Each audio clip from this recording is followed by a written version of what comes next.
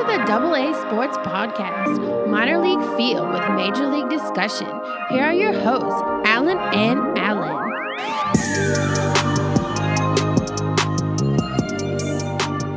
What's up, everybody, and welcome to episode 13 of the AA Sports Podcast. We are your hosts, Alan and Alan. And before we get into some baseball news, Alan has some pretty big news for himself. So, a couple weeks ago we announced that me and my wife are having our first child. This week we found out what the sex of the child would be, and it is a girl. Woo! So we are decided on a name. It's going to be Zoe Elizabeth Costello. So All right. So now we're just, it's not like I can go to a lot of appointments with this quarantine going on. So, but Well, congratulations, Alan. Yeah, now you're going to have to learn softball. hey, she'll still love the Mets. That's right. Regardless. So, all right. Other than that, just watching a lot of Netflix this week and fucking Tiger King took Tiger over the King, world. Man. Yeah. Freaking Carol Baskin, man. So, let's get a little bit of baseball news that we have going on. All right. Well, the first piece of news that we have is Shin-Soo Choo. He's donating $1,000, I believe, to every minor leaguer in the Rangers organization. Yeah. So I think that comes up to about $190,000. Yep. That's pretty nice of him. It is. It's not, nothing major, but it's a little something. He's thinking about them. It's easily $1,000. Like I said, it's all of them. So yes, AAA might not think it's much, but your single A players, even though we talked about last week how they're getting a package together for those players and stuff. So it's kind of nice. Well, even though it's not a lot. I mean, it is a lot to the minor leaguers because that's like more than they make in a week of some of them. Yeah. And he didn't have to do that. We go back to our last episode when we said a lot of guys like Zion were donating money. What's pretty good of Shin-Soo Choo to do that as well. Yeah, it wasn't asked of him. He shouldn't have done it, the owners or something, but he felt like, he makes plenty of money. Like I said, when you break it down to it, it's not even $250,000. It's a little gesture. Like, I'm thinking of you. I hope this helps. Yeah, it's pretty cool. Yeah. So, and then, with you talk about how like last week with the players organization, MLB got that deal together. They made another good move this week. So they're giving a little extra money to certain major league players. Pretty much if you at least had 1 day of MLB call-up time, you're going to get an extra little bonus if needed. So pretty much if you spend a day in camp, non-roster deal, you're eligible from anywhere from $5,000 to $50,000. Yeah, so they approved the assistance program for non-roster invitees, right? Yeah. Okay, that's cool. So ultimately, if you only had 1 day, so you're not within a year, you get the $5,000. If you had 1 to 2 years experience, you have $7,500. 2 to 3 years, you get $15,000, and 3 to 5 years, $25,000. And if you had 6 more years of experience, you can take $50,000. Oh wow! I'm pretty sure people who had 6+ years are not going to take the $50,000. They don't need it, I don't think, unless they blew their money. well, you never know. Yeah, so it's crazy, but hey, what can you do with it? So all right. Well, in other news, it seems that the Astros' punishments will stand even if the season is canceled. Yeah. So this article came out a couple days ago saying their pretty much punishment will stand, just like how we talked about the players' time. So all those players who last year their eligibility will become free agents if the season's canceled. Ultimately, Astros, they get wiped out for their year because there'd be no baseball for a year. I think I even heard of somebody interested in one of the guys who were suspended. So this is what some people are hearing, that if say it cancels, no matter what, if it does cancel, then Mets have an opportunity to bring AJ into the New York Mets. And you think they want him? He is best friends with Brody Van Wagner. There was rumors before Beltran that AJ was possibility. Okay, so if they felt that it was strong enough news to fire Beltran, why bring on AJ Hinch? It doesn't make sense. It's kind of like hypocritical. I don't either, but I felt like if Luis doesn't work out, AJ could be a possibility in a couple of years. Well, how will we know if Luis works out if we don't get a small sample size? Exactly. So I think it's just say how they think that with Brody there, that's an opportunity for him to get a job straight out. I don't think it will happen. Like, I think they made commitment to Luis, and where if it doesn't work, I could see AJ getting a second chance, but if it doesn't work with Luis, I don't think Brody's going to be there either, especially if there's a new owner. He might want to bring his own GM and everything in. If we get a new owner. I know that they're still trying to shop the team, and I don't know where we're at right now. But you're talking years away, if anything. Another piece of news with the Astros I saw was that there was a lawsuit. Fantasy players were suing the Astros over the sign-stealing situation, and a judge dismissed the lawsuit. He cited things like steroids, pine tar, spitballs, other forms of people have been using for years. Yes. So, hey, I mean, I get it. They tried. Right, you got to try. Worst thing is no, which you got. So I mean, I can agree that it affected your game and, was lopsided, but at the same time, the judge is probably right on this one. Yeah, because like we said, steroids, the spitball, the adjustments back in the heyday. That pine tar, everything. Yeah, so okay, nothing special. So apparently, how we're talking about their baseball is trying to figure out what they're going to do with their season. Came out the last day or two that they're actually reporting considering playing in empty stadiums in both Florida and Arizona. Yeah, I saw that they might open the season in Florida and Arizona exclusively with no fans in the stands. I mean, that's fine because, us as fans, we just want to see some sports being played. Yeah, if it's possible, maybe a month between a quick spring training week or two. Right, and if they feel that it's safe enough for them to get together and play the game to start the season, I'm okay with it because if we can get more games in, it makes sense. I would hate to see us play a shortened season and not get those games in if we had the opportunity, even with fans or not. Yeah, let's see. Apparently what people are believing that it's going to be very hard to keep the clubs and 30 teams in one area. So they'll probably adjust the schedule for Arizona and Florida League for that month or so, whatever they decide. And then another hurdle they'd have to do is make a plan of reality. Most notably is a testing system for the coaches, players, television workers, all above to make sure it's safe without using healthcare workers. Right. So, okay. Of course, MLB and the Player Association have to agree a deal to some work, and because your loss of revenue for ticket sales, concession, stuff like that, it's going to be part of the revenue that plays to players.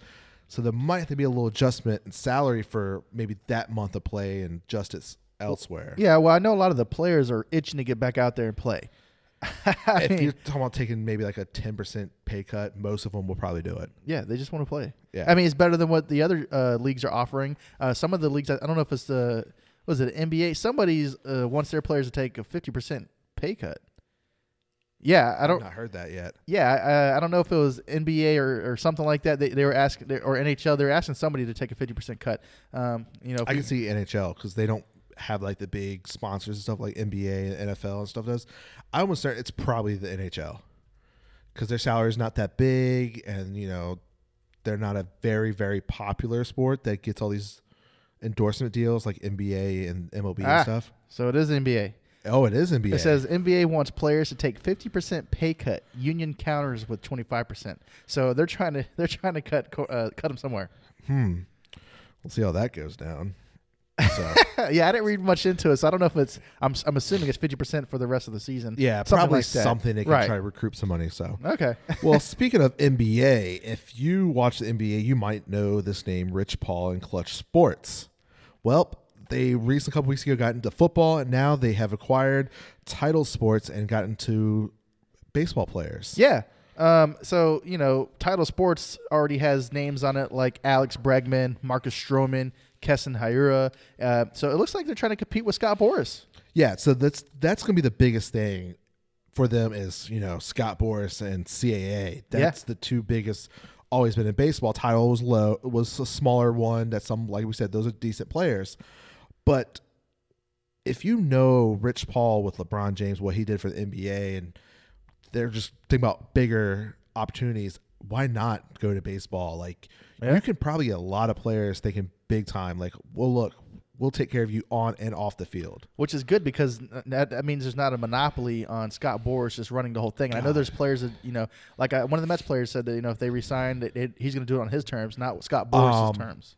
Michael Conforto. Okay, so that's great. So, I'm thinking Rich Paul's, Clutch Sports, they've been watching a lot of Ballers and they're just getting some ideas. Yeah, I think it's a business decision. Like, you got into basketball, of course, LeBron James was your best friend, helped you along to help jump started, but then you got some of the biggest names in basketball. Now you went to football, you got a decent amount, with the sports. He just took over like Jarvis Landry, Melvin Gordon, Alvin Kamara, and they got Chase Young, this year's top draft prospect.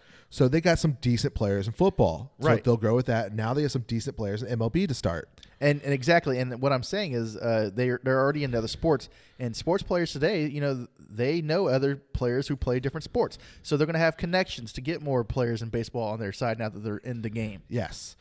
And we all know LeBron is a big Cleveland Indians fan for being there. So it won't surprise me if, especially when he retires, he's a face of Clutch that can be some of that business in, because he's not going to be done. That he can look, I have this ability to do this. I have these partners. If you help join me, because if you think of LeBron, he has his shoes. Not many baseball players have shoes. That's something they can get into. Yeah, Mike Trout, a couple people. But it doesn't really come to your mind when you're thinking when you talk about shoes, basketball players, every player has a shoe. Even Shaq has a shoe. Now he was selling at Walmart, but he's got a shoe. Yeah. But but what I'm saying is, when I think of baseball guys who have shoes, I think it's Mike Trout, and then everybody else has their pair of Jordans with some design on it or something. Yeah.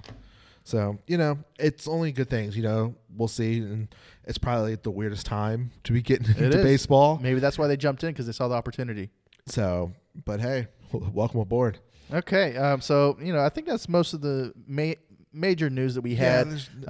Besides a little bit ago, Justin Verlander is going to forego his paychecks to go to help people in need. He's not the only one. Somebody else is also doing it too. There's a couple players who are donating some money as well. He went on Instagram that they don't need it. He's willing to help others. And I know that Boston is sending face masks to New York to help them out. That's pretty nice of them. They have a big rivalry. I'm surprised. Yeah. I know they're filling up the Patriots personal airplane to send to New York.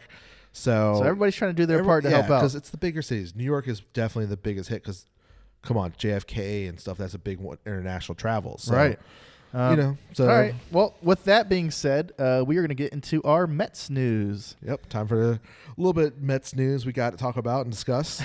So the Mets announced that they're going to aid seasonal employees. Yep. So the Mets are going to give $1.2 million to help aid seasonal employees. Other teams are also doing this. Like I said, the Yankees are putting together a program for baseball and soccer workers in the amount of $1.4 million.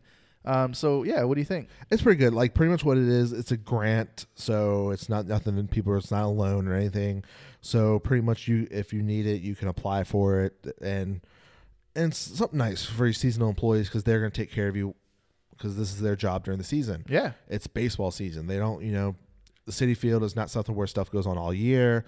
You might, have a very small event during the winter, if that, but, it is New York City. But the thought that they posted, $1.2 million for grants and stuff to help people and their employees, it's just something that most teams need to do. And yes, and the funny of being, the team that don't have money, apparently, and it's nice. Right. Okay. So, well, the team's not the only one helping donate money. Yeah. Steven Matz, he not a big player that has a lot of money. He's still on his rookie deal, but he's going to donate $32,000 to help the fight in New York City with the first responders and hospitals. That's pretty nice. It is. It's just something, he cares about his city. He's from there, for Long Island, so it's probably something near dear to his heart that, that he needs to help out. So it's really nice of him. Good job, Matz. So, with everyone's quarantine, people trying to find stuff to do, and Marcus Stroman put up the dream, almost bullpen setup most people would enjoy. I mean, people who like the water. Yeah. So, on his boat ramp, he made got a custom, almost like a ramp to make it act like the bullpen, and he's throwing BP on this blue water lagoon. Yeah, it's pretty nice. So he's throwing. It looks like on the back of it. I guess his backyard might be waterfront. And he's throwing on his deck, which is pretty cool. I'd like to take BP there too, or throw the ball, throw some pins in. Just to have fun, especially the nice weather they're probably having. Well, speaking of BP though, I saw another one. I know this isn't Mets related, but I was telling Alan earlier that I saw Joey Gallo was taking BP in his living room, which I thought was really risky, because it looks like he lives in a high-rise apartment and his living room is nothing but windows. Yeah. For being somewhere in Texas, he's in downtown, pretty high up there, and he said "sorry neighbors," so it must be loud, or I don't know. If you got guys living above you and below you or next to you, and all you hear is dink, dink, Yeah, and I mean, Man. that's okay. I mean, hey, if his neighbors out, they probably ought to know. They're okay with it. Right? Sure. The guy do what you, hopefully it's other baseball players. It looks like it was during the daytime, so they should be okay. So it's not nothing too late. And then other news. So the Mets, there's a lot of stirring going on about bringing back the black jerseys. I know that Stroman and Pete Alonso are among tons of others that are in favor of bringing back the Mets black uniform, which was in rotation from 1998 to 2011. But one guy, Andy Martino from the SNY, he doesn't like the idea. It was one of my favorite uniforms, but it reminds me of the days of Piazza Allider, Benny Agbayani, Timo Perez, Billy Wagner. What do you think? Yeah, Pete and Marcus are the first ones to really start being interested. I think Marcus, because he's from New York, he grew up a Mets fan, so watching those black jerseys is iconic. And when we grew up, that was a time frame when we were like really into the Mets. They were wearing the black jerseys. Yeah, and with Andy he hates them, calling them trash.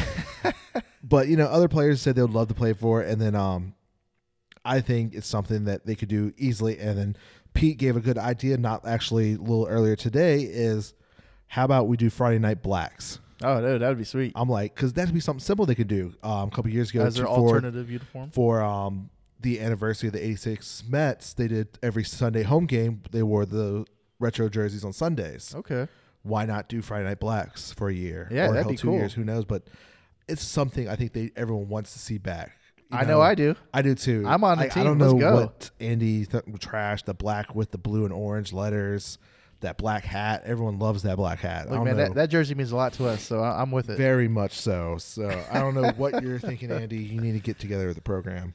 It's okay. And then, Pete did another post on Instagram, no video or something, pretty much posted missing baseball posts. Oh, yeah. Yes, So it pretty much said, I caught myself every night watching the 2019 Mets highlight. The amount of time watching them varies, but it's not a nightly routine at this point. We watching the crowd erupt, remembering those moments as I saw them never cease to give me the goosebumps. I miss the feel of city, feel dirt beneath my cleats. As I'm writing this now, I can see pitchers getting nasty and going to get a big strikeout, someone running down the missile in the gap, making a diving catch, someone twisting up a sexy double play up the middle. I can see it, remembered all. The thing that remembers most is the war of the fans after our play was made. This year, when we have normal lives or game back, I can't wait to let it all pin up. Wow, I can't talk right now. Wow. Skip that. Skip that word. We're going to play our hearts out. I can't wait to hear y'all cheer your lungs out. Shake the damn stadium. You guys are going to sound like an eruption. In the meantime, let's all stay safe. Let's fucking go Mets. Yeah, man. I mean, it's pretty strong words, and I know that he's not the only one feeling that way. Even the NBA is getting antsy. They're trying to get a horse game together that's televised. Yeah, I mean, they're trying to get some kind of sports going on. When last night, was it last night? I think it was. Yeah. ESPN had a 2K tournament, like the first round they're doing on ESPN. And then I heard rumblings that maybe starting soon on Friday nights, they're going to start showing like sports movies that Disney has on Friday nights on ESPN. Oh, nice. I was like, okay. Hey, today I got to enjoy Peyton's Places because it was just an ESPN Plus exclusive, but they've been showing it all day on ESPN 2. So I got to watch that. So I was like, hey, this is great. But yeah, back to Pete Alonso. Of course, if you were coming off of a Rookie of the Year award-winning season where you would hit 50-plus bombs, you would be missing it as well. I think everyone, like, especially when you finally get your childhood dream, your first full year, you're ready, like you're in spring training, you're going like, yes. You want to get right back to what you're this doing. year I'm guaranteed I'm back with this team. Exactly. And now you're missing it. Yeah, I get it, man. I'd be feeling the exact same way if I was in Pete Alonso's shoes. Definitely. So, and then we have one other little piece. SNY did a little article the other day. They just said that there's 4 players that Mets should sign extensions right now. Okay. So the first one is no doubt what we talked about earlier is Michael Conforto. Yeah.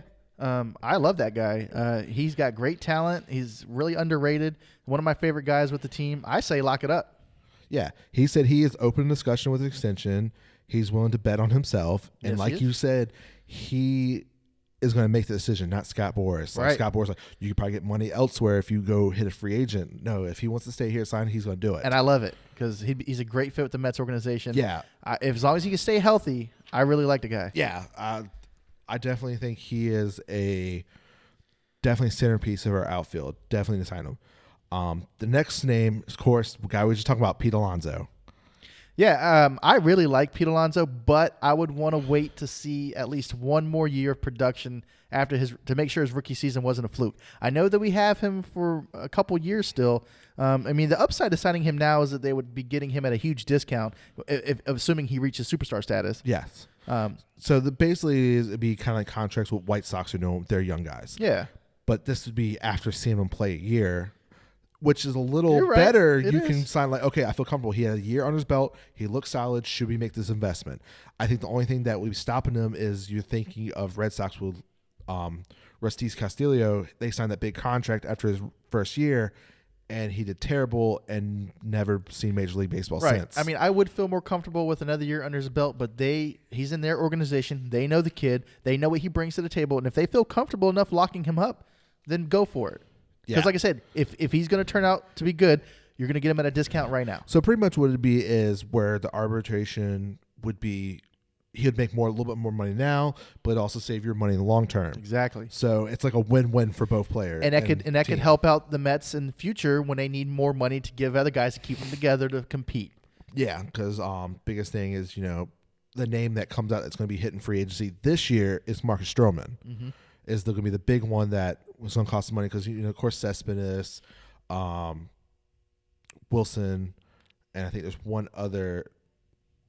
I think Patetas is on that 1 year deal. But other than that, Stroman's the big one that's going to be money that you got to think about if we want to re-sign him. So that could benefit. And then the next name is someone we talked about last week, just got injured, but still it's a possibility where you might want to sign him now, is Noah Syndergaard. I mean, yeah, there's a possibility you might want to sign him now. However, now that he's got to get Tommy John surgery, or he already had it, I do have reservations because I want to see how he bounces back. It's going to be tough because this is his year that he's up, right? And we need to figure it out now. I say if you go for it, I say a short term with bonuses or something. I can see where we give him what he wants, but if he kind of what he wants, it's got to be incentive-wise. Like, okay, I think so too. So you want to make let's say $25 million. We'll give you 18 and the rest is all bonuses, something like that. I'd be perfectly comfortable in. Or we can say we can wait to make sure everything comes back good. I want to make sure. I mean, I do want to make sure things come back good because Noah, even before he had to get Tommy John surgery, was struggling a bit. He wasn't lights out. So with that plus this, I kind of want to see where he's at. Yeah. I mean, I would talk to him and say, "Hey, look, man, this is what we can do. We can sign you up for a short-term deal, see how it goes, and then look at it again, or maybe reassess, maybe restructure, or like you said, incentives." Yeah, because prior to last season, you would think lock this guy up now. Because prior to last season, absolutely, he had a 2.9 ERA in the first 3 years. That's when he should have got locked up. You're like, we have a two-head monster with DeGrom and Syndergaard, and then of course he had his worst year last year. But hey, we can see how he does, how he bounces back. How would you go about it? I would definitely willing to sign an extension. Maybe either he can have an opt-out or we can have an opt-out clause after 3 years. And do incentive maybe the first couple years. So you're thinking maybe a 5-year deal, 5-year deal with a 3-year opt-out, and a club option where they can opt out to, and then the first 2 or 3 years be incentive based and give a full amount the last 2 years. Okay, something like that. Something like that would work. Yeah, but it all depends on how each side looks at it. I mean, like I said, now that this happened, unfortunately, it happened to you, Syndergaard. But I don't know if I was a guy taking over the team, I would have reservations about this. And then the last one is another pitcher, is Steven Matz. While you just talk about hometown kid, yes, he's not a top rotation guy, but he's a solid back end starter. And that's how I feel. I mean, he's consistent. He's healthy. He hasn't shown that he can be the top guy yet, but he's definitely a solid middle of the rotation guy. Yeah. So he could be your 3 or 4 starter all day long. But I do want to see him take another step to the next level. Oh, yeah. I think with the guys they brought in, you definitely tell the spring training before it got shut down, he was that guy right there. It was getting who's going to make this team? Yeah. He was bringing it with Waka. Even Waka was bringing it. So, well, this will be a good year to test him to see where he's at. Also, if you do get to sign him and he performs middle of the rotation kind of guy, then you're going to get him for a discount, and hopefully he gets comfortable and then steps up after that. Yeah, and he's been healthy the last 2 years. He's still under 30, so it's almost reasonable. Why not? He will take the hometown discount. He grew up a Mets fan. He's from Long Island. I can feel like he would take a smaller discount to stay with the team, especially if he starts performing well. So, all right. Well, with that, we're going to take a quick break, and we'll be right back.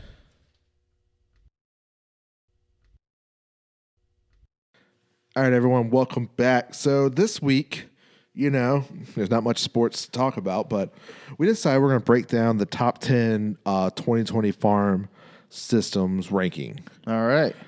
MLB.com posted this a couple weeks ago, and I was like, well, this is something we can talk about. So, these are future players we can hear about first. So we'll start with number 10, and number 10 is the San Francisco Giants. All right, San Francisco Giants. So in 2019, they were unranked preseason and midseason. So right now they have a couple of top 100 prospects. They have Joey Bart, who's a catcher, at number 14. Marco Luciano, she's a shortstop, at number 35. Helio Ramos, an outfielder, number 65. Hunter Bishop, also an outfielder, at 71. And then Seth Corey, left-handed pitcher, at number 99. Yeah, all five of these guys in the top 100 that they have in their top part of their farm system, unfortunately, all were in some point of single A last year. Oh, okay. So they're nowhere near. So we're talking about another 2 to 3 years possibly seeing them into the majors. Well, that's crazy because Joey Bart, he's 23. I figured he's a catcher. I mean, who do they got? I think Posey? That's what I'm saying. They need to, he's going to be the first one to be called up. He should be. If he has a great 14. part season, and even this could be an opportunity where they call him up earlier. But other than that, everyone else is going to be kind of wait your turn. 2021 best. So I think. What do you think about their top rookie, Mauricio Dubon? He's a shortstop and a second baseman. Do you know much about him? I mean, they have him as their top rookie, but he's not probably top number rookie 35. He's number 35. Yeah, like you said, if they're all from single A, they still got some ball. I to play. think where that's like the best opportunity maybe for him to make. But I really think Joey has the best opportunity to get to the league first. With Posey being with the injury, the shoulders, I don't think he'll be playing much catcher soon. So it can be easily where he jumps in that position sooner rather than later. What do they rank him? Because there's a lot of teams that are unranked from previous seasons. Do they go to like top 15 or? So they usually just do top 10 for the ranking unranking. Okay. And Giants, they really haven't had the last couple of years a ranked team. I think maybe 2 or 3 years ago they did. But a lot of the guys are starting to make the team now, so they're not ranked no more. Okay. All right. Well, then moving on, the number 9 top farm system is the Seattle Mariners. Yeah. Seattle, they're unranked during preseason, but midseason they did get up to 11th. Okay. So, and their top guy is Jared Kelenic, I think. Remember, they also have their top rookie possibility as a first baseman, Evan White. Maybe someone their needs. Yeah, and then Julio Rodriguez is the number 18 top prospect. Logan Gilbert, 38. Evan White, first baseman, is 56, and George Kirby is number 100. Okay. So the top 5 of these guys that's in the 100, White is expected to be in Seattle this season. They expect he had a great spring training, so he's expected to be the first baseman for Seattle when this game starts. Celtic and Gilbert finished last season Double-A, so they could probably start Triple-A. Rodriguez and Kirby probably will start in Single-A. We should see some of these guys sooner rather than later. Gilbert should be with Seattle sometime this year. Being the right-handed pitcher, they feel like he can be there sooner rather than later. And then as a Met fan, seeing Celtic, I loved him when we drafted him.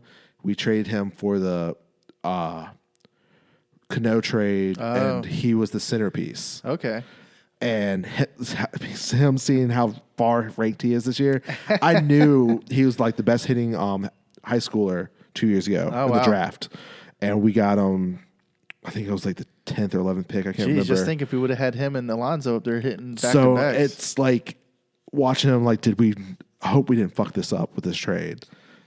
Like, Cano, we knew we'd taken on half the money because they're still paying half the money, but we figured Edwin Diaz, shutdown closer, if he doesn't bounce back this year, and then we see Gerald fucking kill it in like 2 years in Seattle, it's going to hurt us. Yeah, and like you said, another one of their top prospects is Evan White. He's 23, 6'3", and he could also be another power hitter. So last year, pre-2019, he was ranked 100. He jumped up to 54. I mean, he's making strides. At 22, he did see some AAA ball, but only for a couple games. And then last season, at age 23, he played AA, where he hit 18 home runs, 55 RBIs, batted .293. First baseman doing stuff like that, he might get the call sooner or later. Yeah, so it's only, if they can keep it up, and depending on what happens this season, we don't know exactly what minor league. And then we only know what minor league's going to do for the season, because exactly some of the places where they're not going to play till October or something. So we'll see what everyone does with that. So the next team at number 8 is a team that's been highly ranked the last couple of years, is Atlanta Braves. They started preseason last year at number 3 and fell to midseason about 7.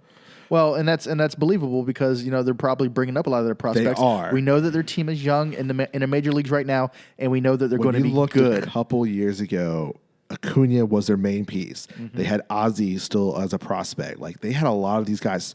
So that's a good thing when you're bottom of the list, but still a top 10, when you're losing guys that's now your stars in the team, and you still have a couple guys that's ready to come up or probably most likely will make the team this year from this list. So they'll probably fall back even about midseason. And, the last couple of years, you lose your guys. And the biggest name that you're all probably looking at is Kyle Wright. Kyle Wright, yeah, he's a pitcher. He did get called up last year. He had a decent part that well, I mean, he kind of got beat up in 2019. I mean, his ERA was a 8.69. It was only in 7 games, 4 games started. He only pitched about 19.2 innings. He had 18 strikeouts, a 1.881 WHIP, and 3 losses. But, he's got a lot of upside. I mean, the kid's only 24. Well, I'm sure he's got a lot in him. Definitely. And then their top prospect, Christian Pace, and then also Drew Waters. I knew about Christian, why they signed Ozuna. That's what I was confused, because he's in AAA, almost ready to go, and now you sign Ozuna. So ultimately, Ozuna's a fill-in, because most likely Christian will probably be the guy. Or if they need a certain piece, he's definitely be the guy that gets traded. Waters. They definitely have to do something with Christian because he's so good. He's ranked number 13 out of the top 100 prospects. So if you don't have room for him on your team now, he's going to have to graduate sooner or later. Yes, very agreed. So it's definitely going to see what happens. And then Ian Anderson could be another arm by the end of the season that's up there with them to make a playoff run. Yeah, absolutely. So they might even be able to call Kyle or Ian up now, depending on how the season works out. Exactly. If we get those double headers, these guys are ready to go. So yeah. So we'll see what Atlanta does this year with them. All right. Well, next in our list is number 7, the Minnesota Twins.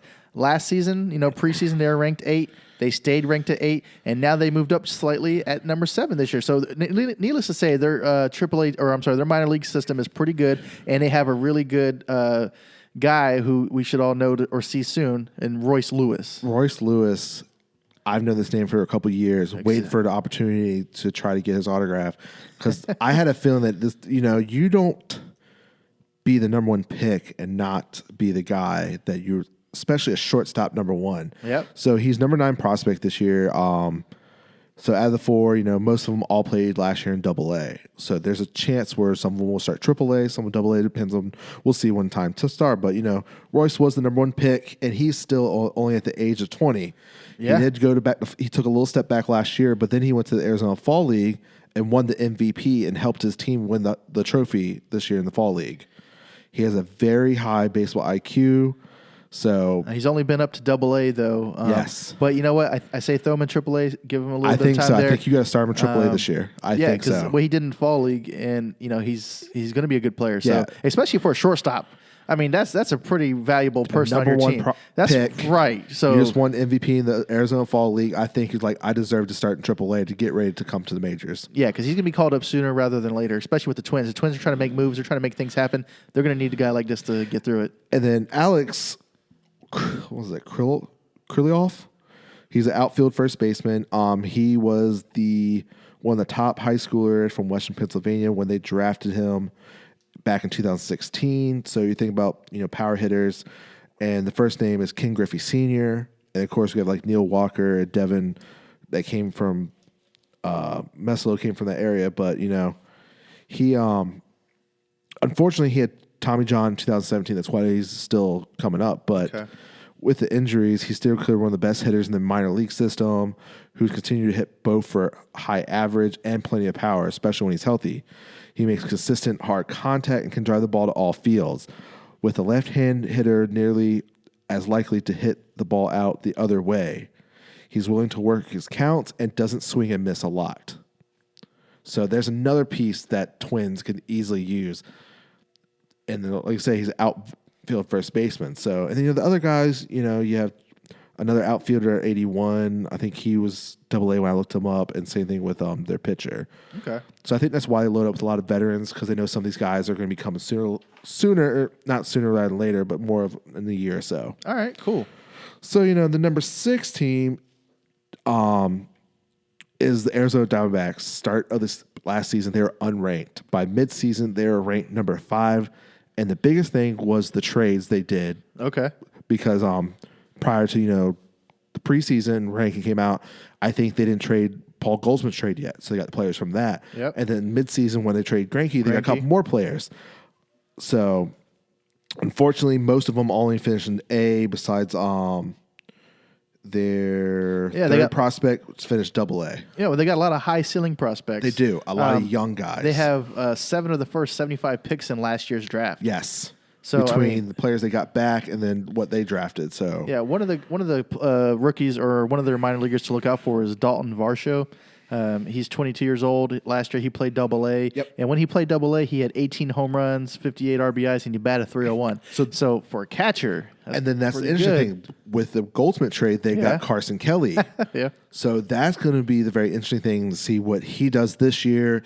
Does Carson take a step back? Then you're going to have a competition with him next year of who's going to be the starter, or hell, you've got 2 guys, you're going to have off days, but still, like, you're going to be both fighting for spots, and someone's going to have to get traded. And if you're both starter worthy, you don't want 2 of them on a team either. And there's a lot of teams that are going to need a player like that. Yeah, so I can definitely see trading one of them if they both are that high caliber still when they have to battle each other. Yeah, and the Diamondbacks have what do we say? 1, 2, 3, 4, 5 of the top 100 prospects right now. So yeah, it's makes sense that they're in number 6 right now, and that's pretty good strides because, like I said, they were unranked prior to last season. Yeah, and then this team is possibly going to compete for a wild card spot. So by the time this guy's come up, some people will be getting older, like Starling Marte will be older, and a couple of the guys. So these guys can ultimately take their spots. So someone did the right call with those trades. All right. Well, the next team that we need to talk about is at number 5, the Tigers. 2019 preseason, they're ranked 10th, so they're top 10. Middle of the year, they got to number 6, and now they're at number 5. So it looks like their prospects are really starting to pan out. And the guy that is one of their top rookies is this guy that I think I mentioned even in the Vault one, wasn't it? Or yes. Casey Mize. Yeah, so he's going to be a pitcher that you definitely need to know his name. So he's the number 7 prospect this year. He went undrafted in high school, went to college, and became the stud, the number 1 pick back in 2018. And so he's the first number 1 pick in the organization since 97. He signed for a $7.5 million following that dominant junior campaign in college at Auburn. And the biggest thing I remember when after signing him and stuff, he got a real early promotion to AA, and he fired a no-hitter in that debut. Wow. I remember that. I'm like, excuse me, your first That's double right. A? He threw a no-no. Yes. That's right. Look, man, if you're pitching that good, you can't keep the kid down. He's ready. He's ready now. Unfortunately, later that season, he got a little shoulder injury to shut him down. But this is the Tiger that's going to be the ticket guy this year, most likely. Come later on the season, he'll get the call, I hope. He's going to be the long-awaited replacement for Verlander when you get... Yes, finally. Casey Mize is going to be the guy, so get to know his name. And then another player a lot of people are talking about is the outfielder Riley Green. Yeah. So, and then Matt Manning, the other guy, he's actually a son of the former MLB player Rich Manning. He was a 2-sport standout in high school, and he would likely play both sports at college, but Tigers took him with the 9th pick in 2016. So he has a high ceiling.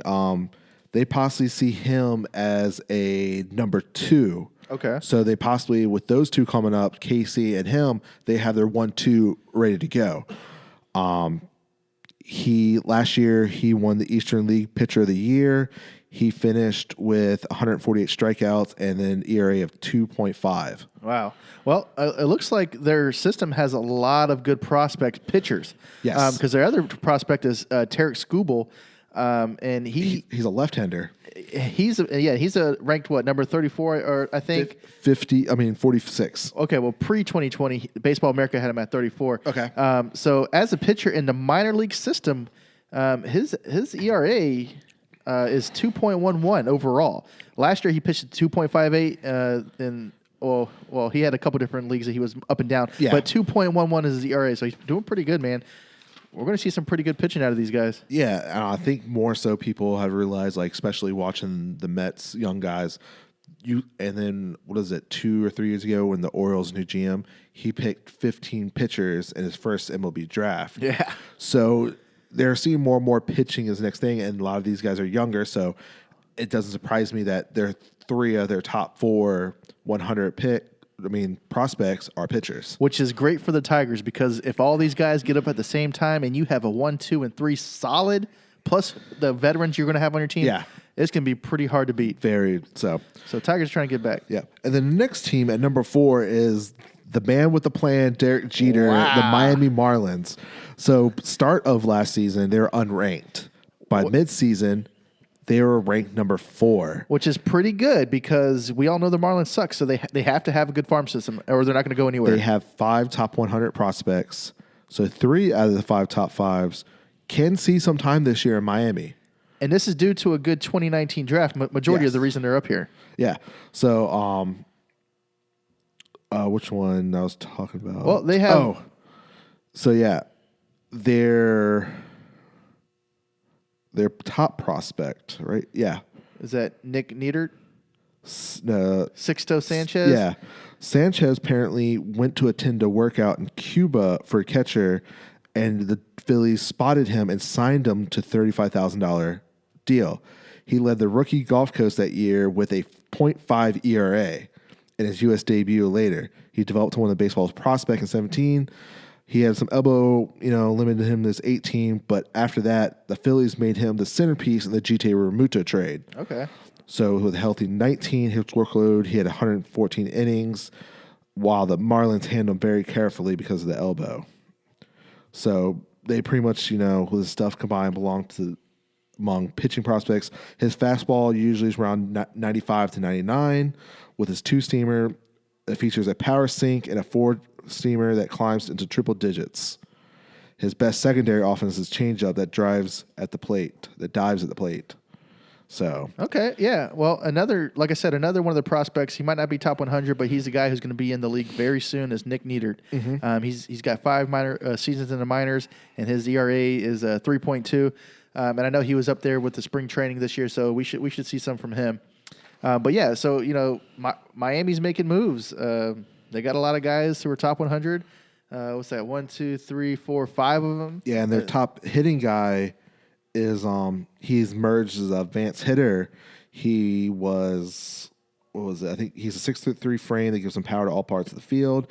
He stuck out in each of the 3 seasons at Vanderbilt, which we know makes players. Absolutely. So, and he makes it for his lack of speed with good defense instincts. He's projected to be a solid right fielder. He's a 2-way prospect as a Florida high schooler. Plus, his arm adds to his right field So, expect him to open probably 2020 in Double-A, but he should make it by the time, if not late this year, early next year. All right. And then this next team, I swear, even though they just traded, prospects away, they're still in the top 5 and in they're farm system. Really great team. So, Los Angeles Dodgers is our number 3 farm system. Oof. Man, you have 1, 2, 3, 4, 5 top 100, and you already lost some because of the Mookie deal. Right. And then last year, preseason, they were ranked 7th, and they went to 3 midseason last year, and they're holding steady at that. The Dodgers, they're already a great team. and now your farm system is still great. So it's like if you want, you can trade for somebody to win now, or you can bring somebody up. There's a lot of options that the Dodgers biggest have. thing, 3 to maybe 4 of them could start this year with the Dodgers. Their top prospect was his number 2 prospect, Gavin Lux. He was pretty much second baseman at the end of the year with the Dodgers and through the playoffs. And he's only 22. He is 22, and of course, he's probably going to be stuck at second base because they have Corey Seager. Mm-hmm. But then you got to think about like that team has too many players. Well, yeah, I mean, even so, like I said, he is their top prospect. He did get some Major League Baseball time, but not a big sample size. Yeah. But when he left there and he went back to AAA and AA, his batting average was .392 in AAA, and then when he went to AA, it was .313. So he was batting .240 in the majors. But like I said, just a little bit of teetering here and there. He's got it. I mean, he's ready. Yeah, and then their top pitching at number 23 with top 100 is Dustin May. Posed some of the best spin rates at the World Wood Bat Association World Championships back in the 15, set pretty much why Dodgers drafted him in the 3rd round, signed him to above slot. So, he developed faster than expected, succeeding Walker Buehler at the system's best pitching prospect, and permitted Dodgers to rebuff the Orioles when the name came up during the Manny Machado trade talks. His stuff seems gets better every year. He reached the majors last year at 21, pitched well in the division series. So that's another arm that they could have in the starting rotation, most likely. So, Dodgers is, God, and the biggest name, which I think they're going to have a problem with it, I think he's going to be a traded piece, is their catching prospect at 73, because they have, their catcher they just brought up last year? It's like he's a stud. He was on our list, even though he just got called up. I'm trying to think. Not Will Myers. No, it's not Myers. I think it's Will. I'm drawing a blank right now.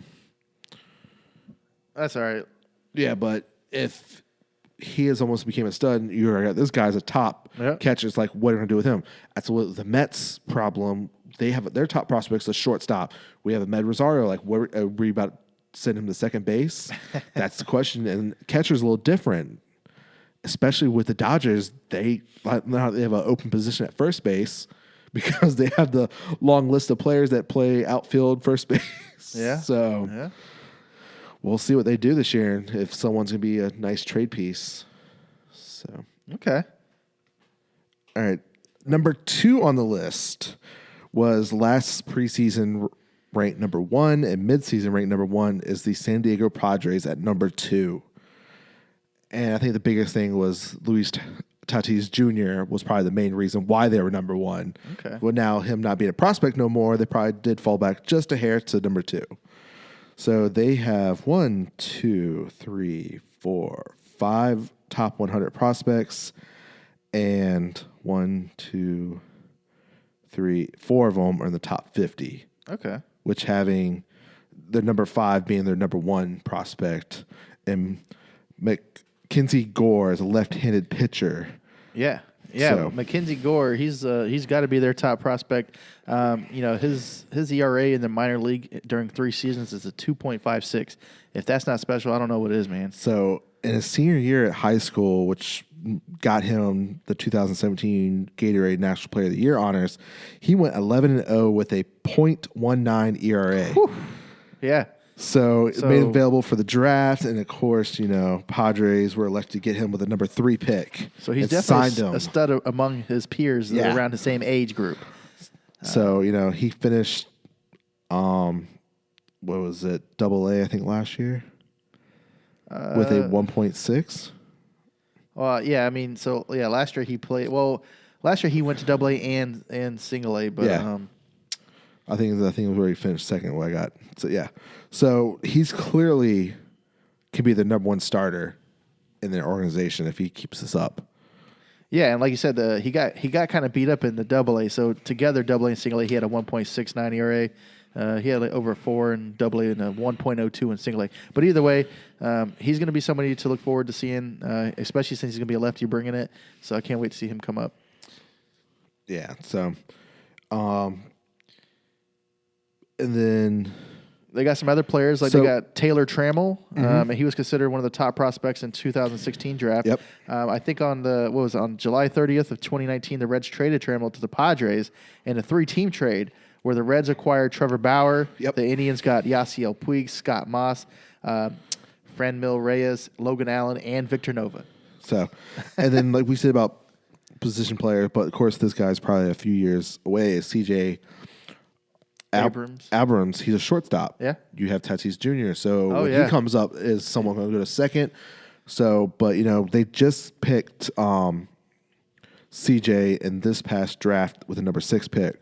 So, he did win the rookie Arizona League MVP award, batting .401 with 23 extra base hits and stealing 14 you gotta find 32 a spot. games. You got to find a spot for that guy. And he got a late promotion to Class A last year, so he'll probably start there this year and then probably grow to second to Double A. Yeah, because he's obviously crushing rookie ball, so you got to get him out of there and move him up, see what he does when at the better competition. So that's a problem that it's nice to have, but also, it's a good problem to have. Yeah, especially shortstops. Yeah, well, shortstop who can rake and can steal the bag. I mean, that's a good problem to have. So I don't know if you keep him or if you keep Tatis or if you move him or if you trade him. Either way, I feel like they would probably one person will go to second because then you thinking about you'll have Machado at third, one of them at short, and the other person at second.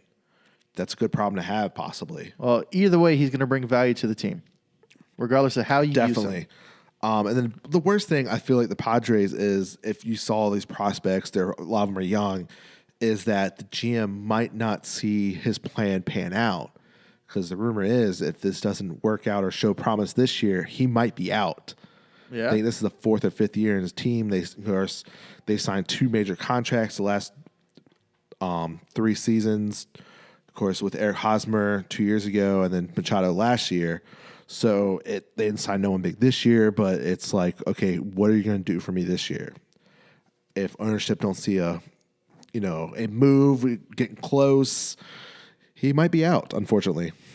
So, and then now we're down to the number 1 farm system, which this system I feel like is always top 10 every year, no matter what year. Easily.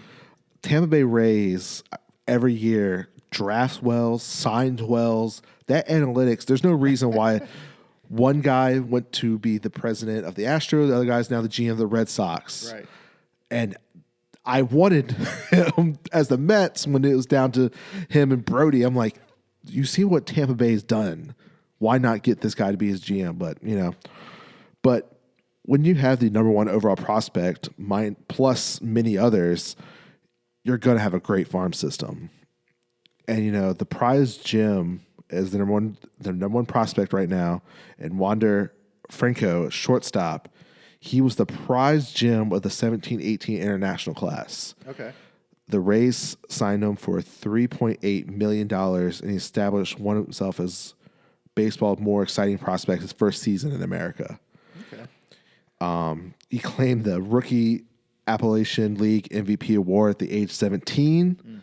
He poured godly numbers at a 351 average against older competition. He moved up the full ball. Eye-popping results last year in his full season with a 327 batting average between Bowling Green and Advanced A in Charlotte. So, of course, he has been selected last year to the All-Stars Futures game, serving the American League squad, leadoff hitter, starting shortstop, and surprisingly, their minor league player of the year last year. Doesn't surprise me when you're the number 1 prospect for that league. Yeah. Another player that they have on their team that really catches my eye, and I remember this from the draft, was Brendan McKay. Mm-hmm. He is a dual threat, kind of like you would think of Shohei Ohtani. Yes, he can pitch. This guy is a pitcher and a hitter. I remember when they drafted him, they're like, are they drafting him as a hitter or a pitcher?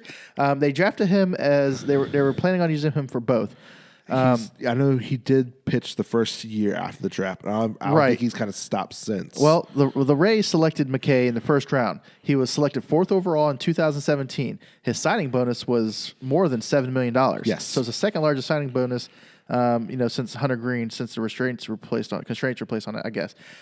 So they intended him to pitch and hit. So I'm kind of interested to see what happens because I'm looking at his stats and they're not impressive as a pitcher, anyways. I mean, well, I got a little note here. So he continued to develop as a two-way player, but after a series of lat injuries, he has limited his progress on both sides. So the Rays opted to just optimize, develop him as on the mound in 19, limiting him to DH duties. The results was a breakout campaign where he thrived in upper minor leagues en route to the big league debut in late June. So they're using him more of a hitter and let him slowly develop, not during games with his pitching, to slowly maybe possibly use him down the road, I guess. Oh, that's weird because I'm also looking at I'm on Wiki right now because I don't know too much about the guy. I just remember the story when he was drafted. So it says on June 28th in 2019. They selected McKay's contract and promoted him to majors. Yes. In his major league debut against the Rangers, the next day, McKay took a perfect game into the 6th inning. He pitched 6 innings, allowing 2 base runners. Yeah.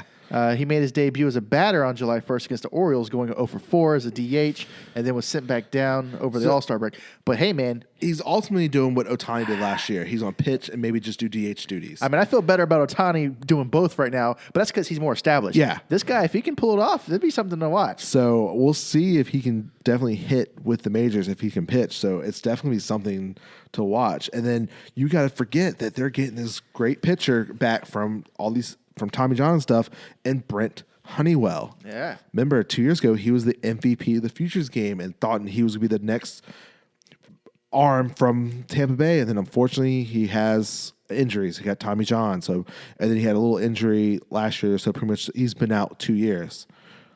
So, but now he could be that guy, especially now with his, this unfortunate time off, that he can be that next arm mid-season for the Rays to maybe compete with the Yankees in that division. Okay. So it's going to be a very interesting to see what these prospects do. And then, of course, they have 2 back-to-back in prospects, number 45 and number 72, at second base shortstops. So, and they have a solid shortstop and second baseman right now. So it's like you have 2 prospects and 2 guys that are up there solid. Well, it's good to have them on your team because if you have an injury, you know who to bring up. Yep. Or if they're starting to produce too good and you need to make a call, there's a lot of options. I'd rather have 2 shortstop and second baseman and good prospects that I know I can work around because those are pretty important jobs. And then we need a solid pitcher. We have this great guy in our AA system that we can trade for someone very decent that be the centerpiece. Yeah. Like a Zach Greinke trade. Exactly. So, and you know what else I was thinking? This season, if it is shortened and there's a lot of ball to be played, it might not be a bad idea to have Brandon McKay up there because he can pitch one game, DH another. He can do it. You know what I'm saying? It could be a lot of versatility there. When MLB finally announces what they're going to do and expand their rosters, most likely it's going to have to happen. They're going to carry more pitchers, in which he can be a pitcher and a batter. Exactly. And that's where it's like, okay, I'm carrying 5 extra pitchers, but this pitcher I'm throwing up here now can also DH for me when I need him. Exactly. It's not like that pitcher who could throw left-handed and right-handed. It's not something like that. It's a guy who can do it on both sides. Yeah. So why not? You're going to need that kind of help if they have a short season and we have a lot of AA or double headers played. Yeah. And that is our list. Yeah. So if anybody has any comments, or if you think you have a better farm system that you think should be on the top 10, let us know. If you think there's a breakout player that we need to talk about, let us know. Yeah, I hope we see Orioles in the top 10 probably the next year or so. Well, they're so bad they have to be eventually. I think their top prospect is number 2 or 3, that catcher. So if you have that high, which we're not talking about Chance Cisco, are we? No, the guy they drafted last year, the number 1 pick. Oh, okay. So, and like I said, they drafted a lot of pitchers, so their program is going to be dealing with that. And then, like we said, we don't know what Major League Baseball is going to do this year with the minor league system. Absolutely, you're right. We have no idea what they're going to do with them. Because usually they start right after Major League started. And their season is over in September. Yep. So we need some minor league ball because me and Alan, that's the only games we can see is minor league ball right now, unless we travel to DC or if you're Baltimore. Thinking they're going to have to play Minor League Baseball into October, I would be okay with that. And then the biggest thing you got to think about is a lot of these minor league teams is going to have to find other help because they allow a lot of internships for college students. They're going to be back at school if they're not local. Yeah, that's true. So that's going to be a thing that they're going to have to think about. And especially for ones they already hired for internships than before all this happened. It's unfortunately, but so we'll have to see what minor leagues do. And then this is going to be leverage. I forgot to say it when we talk about minor leaguers that how they're negotiating a new deal about more pay and stuff. This is probably going to be affected with it. Well, I mean, hey, if we get some baseball in around Halloween, that'd be pretty cool. We'll do a little Halloween at the park day. I don't know. I'd be excited to see it. Yeah. So that is it. Y'all stay safe out there. We'll hope to see y'all next week. Social distancing. Yes. Remember that, guys. Social distancing. We'll catch y'all next time. All right, guys. Thank you for checking out this episode.